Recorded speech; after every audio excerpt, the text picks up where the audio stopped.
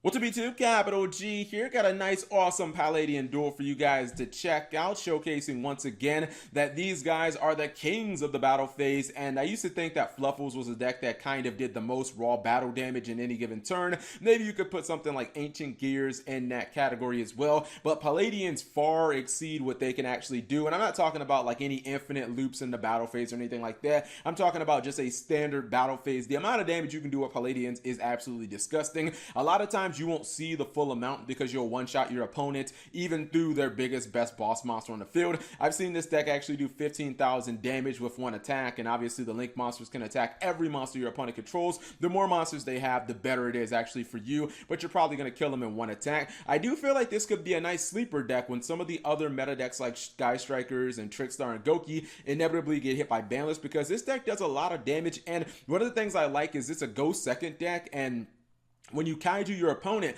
taking away their boss monster is nice, but then you can also line up the kaiju to where it's going to be over the extra monster zone. We know that the Palladian Link monsters gain attack equivalent to everything that they're linked to, so you can actually buff up your monster with the kaiju that you gave your opponent. So it's actually pretty cool. And you have your kind of this is a quick play spell that's basically a forbidden dress and a forbidden lance and a safe zone all kind of wrapped up into one card. It makes you immune to basically everything in the game. So let's see what's going to happen here. So he's playing against some type of water deck. Not exactly sure if it's Mermill or Frogs or Atlanteans or what, but he's going to make I would call this a decent turn one board. It's not the greatest thing ever. I mean, he makes it totally awesome. Plus a Mistar Boy. Mistar Boy floats, totally awesome. Should get him a Dupe Frog in defense mode. Now, for some reason, he decided to go Swap Frog and dump Dupe Frog in the graveyard. I thought that was completely puzzling. It's not honestly going to matter because his Kaiju, the Kaiju is going to find its mark. And it's going to float for that Deep Sea Diva, but it doesn't matter. He's not getting a turn. So anyways, he's going to go Foolish Burial. He's going to dump the Beast Palladian into the graveyard. You see him just summon Vast Sky. Then he's going to go for his first Palladian, the Link 1. As soon as he special summons her, the Link 1 is going to give him that Rhoda effect. So he's going to get a monster. He's going to go for the Link 2. He's going to special summon the M-Duck. This is the Palladian version of M-Duck. This guy is the this guy is the Warrior Returning Alive. And then this one's going to get him one of the spells and traps. And again, look at the attack of his Palladian Link monster. It is only base 1,000 attack, but he's gaining attack from the Gamma Seal, even though if he didn't have Totally Awesome taking 500 attack away from Gamma Seal, his monster would be even stronger. So he has a 4,000 attack monster on the field, but it's going to get way bigger than that. So he's going to add one to his hand. He's also going to Rhoda for the field spell. He's going to make the last Link 3. He's going to special summon 2. And check this out. It's not only 7,800 attack, but it now is going to be able to attack every monster his opponent controls. It's going to be able to do piercing damage, and it's going to do double battle damage as well. And it's like, what Yu-Gi-Oh deck could actually survive that? You have an 8,300 attack monster that can attack every monster your opponent controls. You do double battle damage, and your opponent takes they take piercing damage as well. In case they have like scapegoats and they think they're cute, they would be taking 16,000 attack every time you attack the scapegoat token. Like, no one's going to survive that. So he's going to one-shot him clearly through that Swap Frog in defense mode. So honestly, even if he did have Dupe Frog on the field, instead of taking over 14,000 damage, he would have taken, 13,000 damage. It wouldn't have mattered. Even if somehow, some way, he could have actually not taken any damage from that attack, it wouldn't have mattered. Like, he still would have been able to attack all the other monsters, the Mistar Boy, the Marksman, and then he would have killed his own Kaiju last, just to make sure that he still gained that 2,300 attack from the Dogoran. So this deck can actually do a massive amount of damage, and he didn't even need he didn't need this card. He didn't need the Albade Palladian, which is the Forbidden Lance and Forbidden Chalice. Well, not Chalice, but Lance and Dress kind of wrapped up in the one card.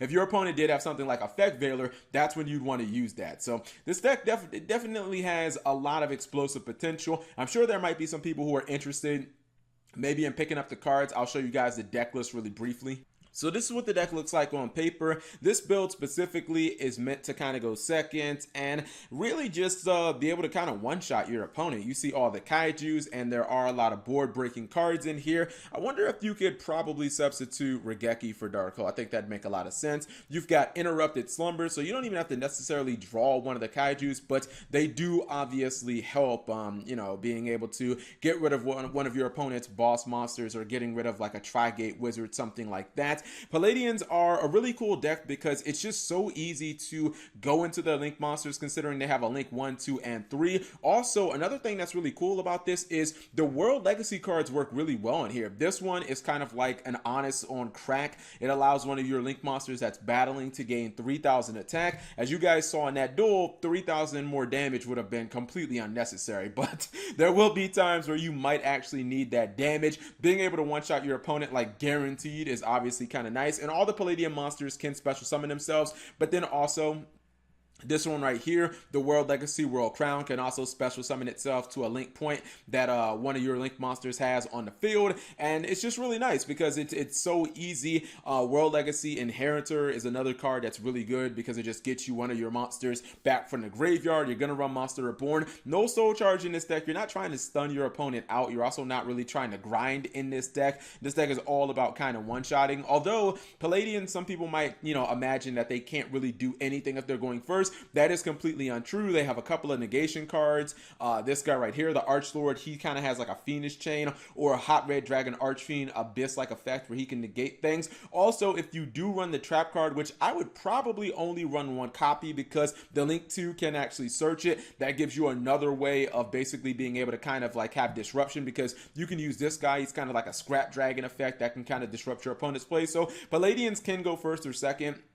I think that they prefer to go second because their one-shotting is a little better than their stunning, but they do have disruption. They do have a negation, or it's not a negation, but it's a negate one of your opponent's face-up cards. You negate the card's effect, but you don't actually negate like its activation or something. You just kind of like Fiendish Chain it basically. But yeah, I think that this is a pretty legitimate deck, and we'll have to see when people start getting their hands on it how far it's going to go. I do feel like there needs to be a small shift in the meta. Like, I don't think that this deck can handle something like Goki. The Kaijus are nice, but with no hand traps, you're basically letting Goki do whatever they want. And if you don't get one of these Kaijus, then you just have no chance of being able to break their board unless you get like Regeki and Slumber. If you have those two, then more power to you.